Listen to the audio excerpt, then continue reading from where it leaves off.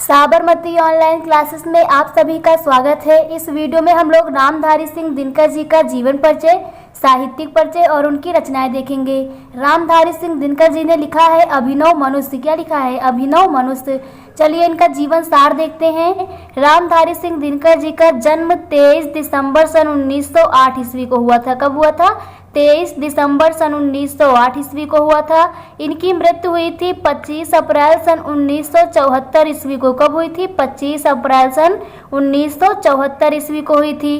रामधारी सिंह दिनकर जी का जन्म स्थान है सिमरिया नामक ग्राम में। कहाँ पर? मुंगेर के सिमरिया नामक ग्राम पर। और मुंगेर कहाँ पड़ता है? बिहार में। तो बिहार के मुंगेर जिले के सिमरिया नामक ग्राम में इनका जन्म हुआ था। इनके पिताजी का नाम था श्री रवि सिंह। रामधारी सिंह दिनकर जी के पिताजी का क्या नाम था? श्री रवि सिंह। और इनकी भाषा की बात करें तो इनकी भाषा थी खड़ी बोली। क्या थी? खड़ी बोली। तो ये था जीवन सार रामधारी सिंह दिनकर जी का। चलिए इनकी जन्म संबंधी कविता देखते हैं। सन 1908 सिमरिया ग्राम मुंगेर बिहार। सन 1908 सिमरिया ग्राम मुंगेर बिहार। प्रकट हुए साहित्य जगत में दिनकर जी मानो तनधार।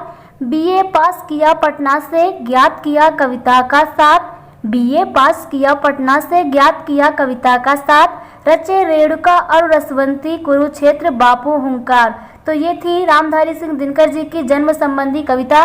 चलिए रामधारी सिंह दिनकर जी का जीवन परिचय देखते हैं। हिंदी के प्रसिद्ध कवि व क्रांतिकारी गीतों के अमर गायक कौन? श्री रामधारी सिंह दिनकर जी हिंदी साहित्य आकाश के दीप्तिमान दिनकर हैं। इन्होंने अपनी प्रतिभा की प्रखर किरणों से हिंदी काव्य गगन को आलोकित किया है। दिनकर जी का जन्म सन 1908 ईस्वी में हुआ था। कब हुआ था? सन 1908 ईस्वी में बिहार राज्य के, कहाँ पर? बिहार राज्य के सिमरिया नामक ग्राम में हुआ था।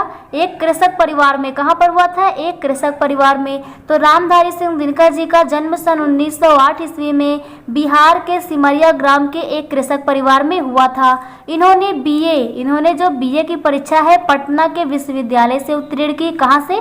पटना के विश्वविद्यालय से उत्तीर्ण की। पारिवारिक कारणों से इन्होंने बिहार विश्वविद्यालय के हिंदी विभाग के अध्यक्ष पद पर कार्य किया। रामधारी सिंह दिनकर जी ने बिहार राज्य के हिंदी विभाग के अध्यक्ष पद पर कार्य किया। दिनकर जी हिंदी साहित्य आकाश के रूप में सर्वप्रथम कवि के रूप में प्रसिद्ध हुए। सरकारी पदों पर रहकर भी उन्होंने कांतिमय गीतों की रचना करके लोगों में उत्साह का संचार किया।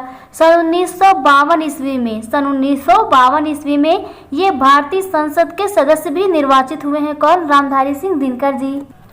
तथा सन 1962 ईस्वी में भागलपुर विश्वविद्यालय ने इन्हें डीलिट की उपाधि भी प्रदान की। किसने प्रदान की? भागलपुर विश्वविद्यालय ने। और सन 1974 ईस्वी में असामयिक इनकी मृत्यु हो गई। तो रामधारी सिंह दिनकर जी का जन्म कब हुआ था? सन 1908 ईस्वी में। कहाँ पर हुआ था? बिहार राज्य के सिमरिया नामक ग्राम में हुआ था। इन्होंने बीए की जो परीक्षा थी इसे पटना से उत्तीर्ण की थी और ये बिहार विश्वविद्यालय में हिंदी विभाग के अध्यक्ष पद पर कार्यरत हो गए। सरकारी पदों पर रहते हुए भी रामधारी सिंह दिनकर जी ने कांतिमय गीतों की रचना की। और सन 1952 ईस्वी में, कब? सन 1952 ईस्वी में ये भारतीय संसद के सदस्य भी निर्वाचित हुए। और 1962 ईस्वी में यानी 10 साल बाद ही इन्हें भागलपुर विश्वविद्यालय ने डीलिट की उपाधि से सम्मानित किया। और 1974 ईस्वी में ही असामयिक इनकी मृत्यु हो गई। चलिए रामधारी सिंह दिनकर जी का साहित्यिक परिचय देखते हैं। दिनकर जी अनेक प्रतिनिधि मंडलों में रहकर विदेशी यात्राएं की। जो दिनकर जी थे इन्होंने प्रतिनिधि मंडल के द्वारा अनेक देशों की यात्रा की थी। गद्य के क्षेत्र में भी इन्होंने भारतीय संस्कृत, दर्शन व आलोचना आदि ग्रंथ प्रदान किए। तो रामधारी सिंह दिनकर जी गद्य के क्षेत्र में भी उत्कृष्ट रूप से जाने जाते हैं। इनकी काव्य कृति है उर्वशी। कौन सी है? उर्वशी। उर्वशी के लिए इनको ज्ञानपीठ पुरस्कार प्रदान किया गया था। तो ये भी कई बार पूछा जाता है कि रामधारी सिंह दिनकर जी को ज्ञानपीठ पुरस्कार किस रचना पर मिली थी? तो वो थी उर्वशी। तथा भारत सरकार द्वारा इन्हें पद्म विभूषण भी सम्मानित किया गया है। पद्म भूषण से ऊपर का होता है पद्म विभूषण। तो भारत सरकार ने इन्हें पद्म विभूषण भी सम्मानित किया। रेणुका जो इनकी है वो एक इनकी सुप्रसिद्ध रचना है। इनकी सुप्रसिद्ध रचना रचना कौन सी है? रेणुका। सन 1962 ईस्वी में भागलपुर विश्वविद्यालय ने इन्हें डीलिट की उपाधि से सम्मानित किया। ये तो हम लोग पहले ही देख चुके हैं। चलिए रामधारी सिंह दिनकर जी की रचनाएं देखते हैं। महाकवि दिनकर जी की प्रमुख रचनाएं इस प्रकार हैं। कौन कौन सी हैं? रेणुका, रसवंती, हुंकार, कुरुक्षेत्र, बापू, सामधेनी, उर्वशी, प्रणभंग, धूप छांव, इतिहास के आंसू, नीम के पत्ते, नील कुसुम, चक्रवात, सीपी और शंख, द्वंद्व गीत, कलिंग विजय। तो रचनाओं को आप लोग एक एक करके गिनते हुए याद करिए ताकि सारी रचनाएं आप लोगों को याद हो जाएं। कौन कौन सी है? रेणुका, रसवंती, हुंकार, कुरुक्षेत्र, बापू, सामधेनी, उर्वशी, प्रणभंग, धूप छांव, इतिहास के आंसू, नीम के पत्ते, नील कुसुम, चक्रवात, सीपी और शंख, द्वंद्व गीत और कलिंग विजय। इनकी अन्य रचनाएं भी हैं। चलिए देखते हैं अन्य रचनाओं में इन्होंने कौन कौन सी रचनाएं लिखी हैं। परशुराम की प्रतीक्षा, परशुराम की क्या चीज? प्रतीक्षा। अर्धनारीश्वर, अर्धनारीश्वर, हारे को हरिनाम, आत्मा की आंखें। तो इनकी ये रचनाएं कई बार पूछी जाती हैं। एक नंबर में परशुराम की प्रतीक्षा, अर्धनारीश्वर, ये इनकी बहुविकल्प में पूछी जाती हैं रचनाएं।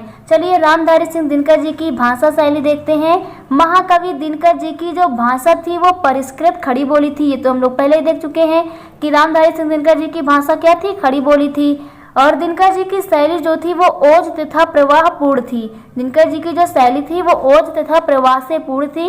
इनके प्रबंध काव्यों में विवरणात्मक शैली, प्रगतवादी रचनाओं में भावपूर्ण तथा उद्बोधन शैली के दर्शन होते हैं। तो रामधारी सिंह दिनकर जी की भाषा क्या थी? खड़ी बोली। और इनकी शैली कैसी थी? विवरणात्मक तथा प्रगतिशील उद्बोधन शैली थी। चलिए रामधारी सिंह दिनकर जी का हिंदी साहित्य में स्थान देखते हैं। हिंदी साहित्य के काव्याकाश, काव्याकाश मतलब काव्य के आकाश का, यह दिनकर प्रखर दीप्त से पूर्ण प्रकाशित होकर असमय में ही अस्त हो गया है। कौन? रामधारी सिंह दिनकर जी की बात की जा रही है कि इनकी जो मृत्यु थी वो असामयिक ही हो गई थी।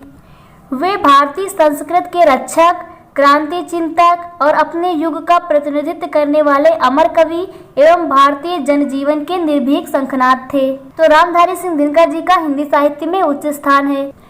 तो आप लोगों को रामधारी सिंह दिनकर जी का जीवन परिचय क्लियर हो गया होगा। इनका जन्म कब हुआ था? इनका जन्म हुआ था 23 दिसंबर सन 1908 ईस्वी को हुआ था। इनकी मृत्यु हुई थी 25 अप्रैल सन 1974 ईस्वी को हुई थी। और इनका जन्मस्थान कहाँ? बिहार राज्य के, कहाँ पर?